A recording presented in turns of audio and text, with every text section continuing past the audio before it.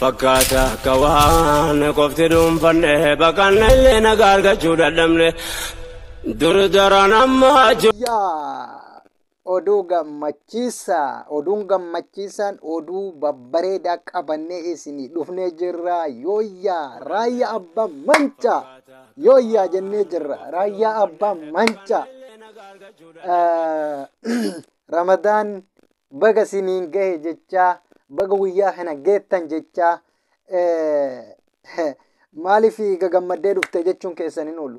Raayyaa soddomii jahaffaa bara kana bara 2000 bara kana bara 1444 kan raayyaan baase kan daganne raayyaan nashiidaa kutee jira raayyaan dhaabee jira ka jenne har'a itti gammannee waan ajaa'ibaa nu dhageessisuu isaa waan baay'ee itti gammadde raayyaa I love you raayyaa hedduu si jaallanna ummanni Oromoo hundi akka si jaallatu beekamaadha.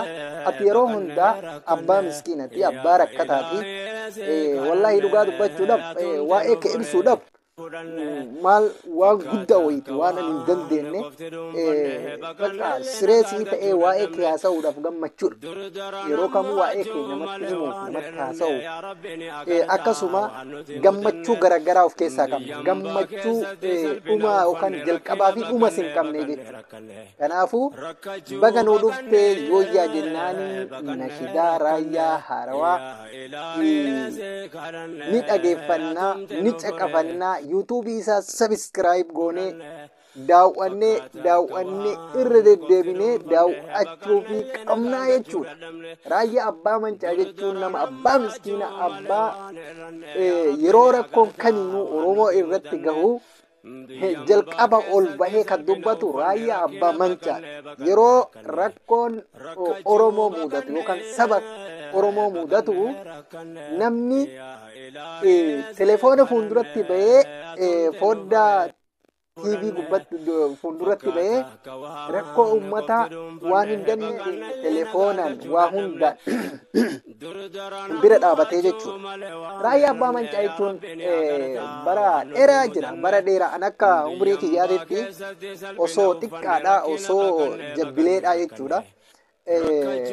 Warri kennan ni dhageeffatanii caqasaa ture. Raayyaa abbaa mancaa bakka namni yoo dhageeffatu ni booya irra deddeebi'ee ni booya bakka ni booya. Raayyaa abbaa mancaa yeroo dhageeffatu ni booya namni kun.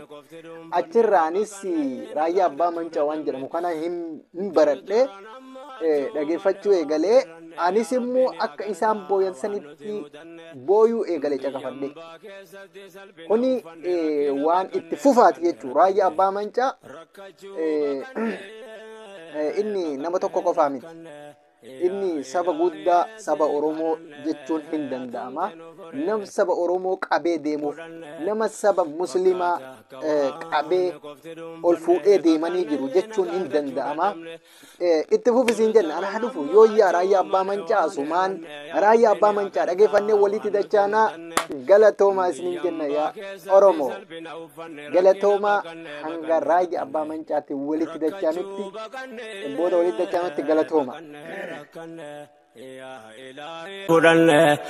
فكاتا كوان قفتدون فنه بكان اللي نقارق جود الدمله دردران أما جوم لوان رن يا ربي أقرتا وعنتي مدنه ديام باكي سلتي سلبنا وفن ركنا بكن ركجو بكن ركن يا إلهي سكرن أتم تنفره فكاتا كوان قفتدون فنه بكن اللي نقارق جود الدمله دردران أما جوم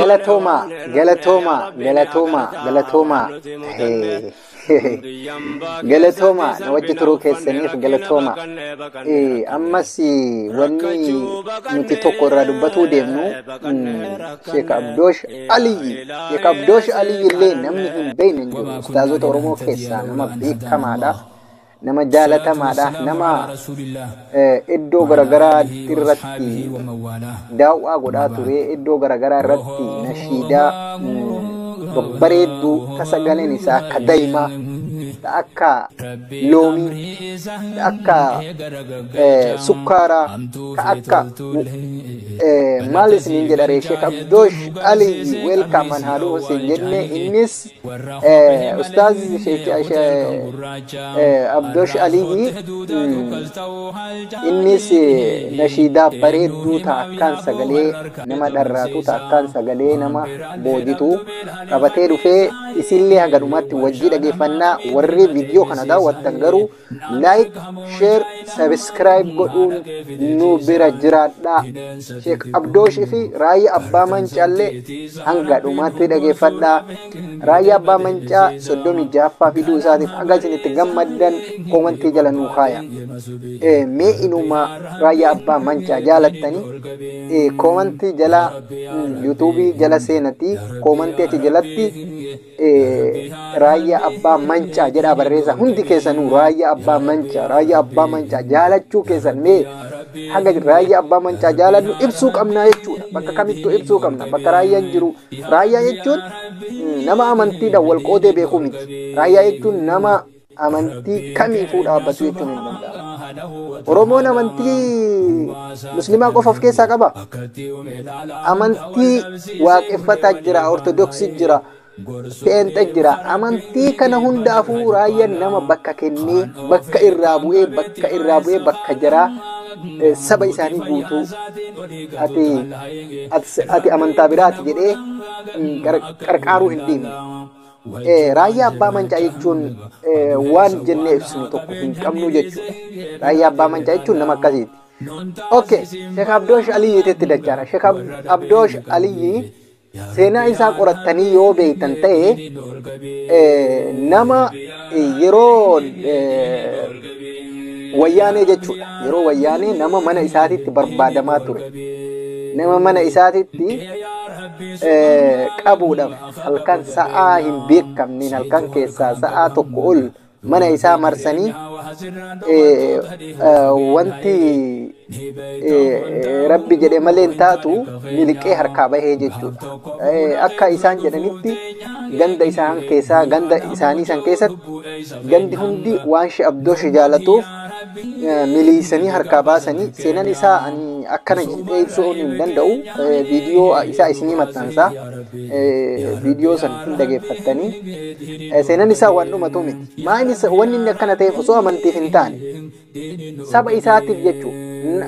Sheekh Abdoosh Aliyyi jechuun nama saba isaatiif quuqama qabu, nama jaalatamaaf kabajamaa. Sheekh Abdoosh Aliyyi nama akkanaati, nama aalima, nama jaalatu.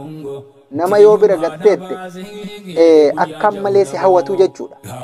Kana jechuun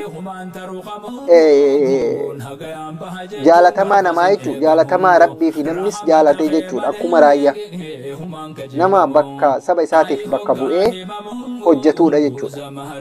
Kana waan ta'eef turtiin kenna Sheekh Abdoosh Aliyyi wajjin haa ta'u.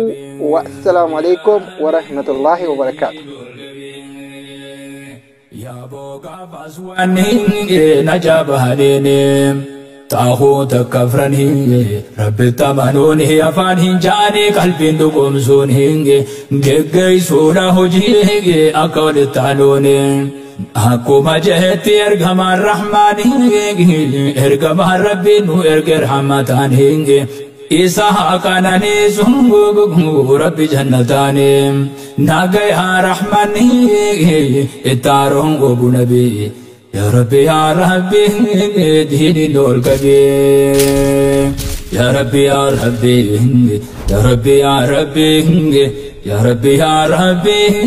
ديني نور